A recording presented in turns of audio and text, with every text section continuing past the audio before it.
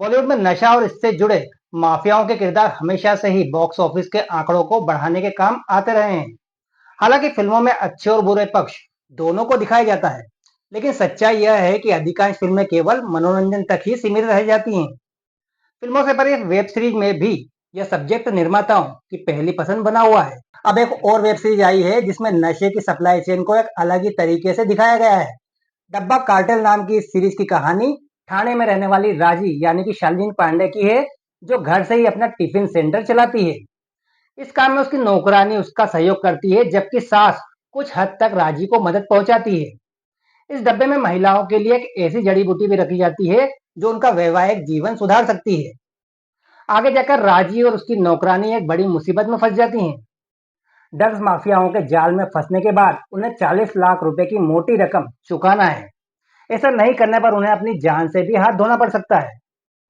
इसके बाद राजी और उसके ग्रुप के साथ क्या होता है, इसमें उसकी सास क्या अहम रोल प्ले करती है, यह सब जानने के लिए आपको डब्बा कार्टेल नाम की यह वेब सीरीज देखना होगी।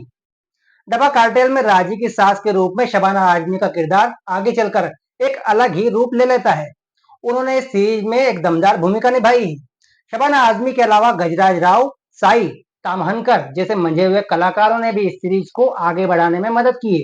लेकिन मुझे सबसे ज्यादा अगर किसी किरदार ने प्रभावित किया तो वह है निमिषा सजयन और अंजलि आनंद के किरदारों ने।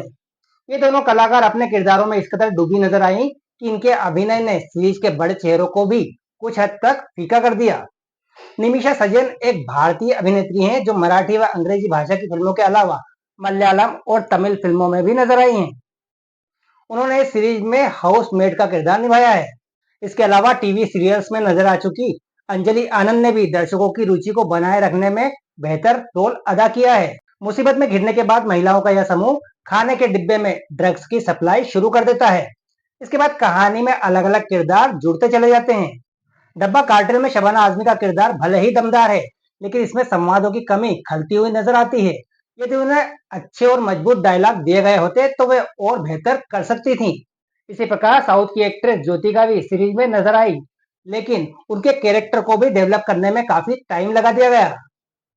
इस सीरीज के शुरुआती 2 से 3 एपिसोड में ट्विस्ट और टर्न लाने में बहुत देर कर दी गई, जो दर्शकों को बांधे रखने में पूरी तरह कामयाब नहीं हो पाए। यानी कि अगर 2-3 एपिसोड देखने के बाद आप इसे बाद में देखने का मन बनाते हैं, तो शायद ही आपकी दिलचस्पी इस सीरीज में बरकरार रह पाए। कुल मिलाकर डब्बा कार्टेल एक एवरेज सीरीज है जिसे आप एक बार जरूर देख सकते हैं। यह आपको ओटीटी प्लेटफॉर्म नेटफ्लिक्स पर उपलब्ध हो जाएगी। नशे ने लाखों लोगों को अपनी गिरफ्त में ले लिया है। इससे कई युवाओं की मौत भी हो चुकी है। नशे ने कई घर बर्बाद कर दिए, लोगों के चेहरों से उनकी मुस्कान तक छीन ली, माता बहनों की आंखों से आंसू सूख गए। लेकिन नशे की रफ्तार न तो कभी थमी थी और न ही थम पाई है। फिल्मों से जुड़ी खबरें और फिल्म रिव्यू के लिए इस वीडियो को लाइक और हमारे चैनल को सब्सक्राइब करें।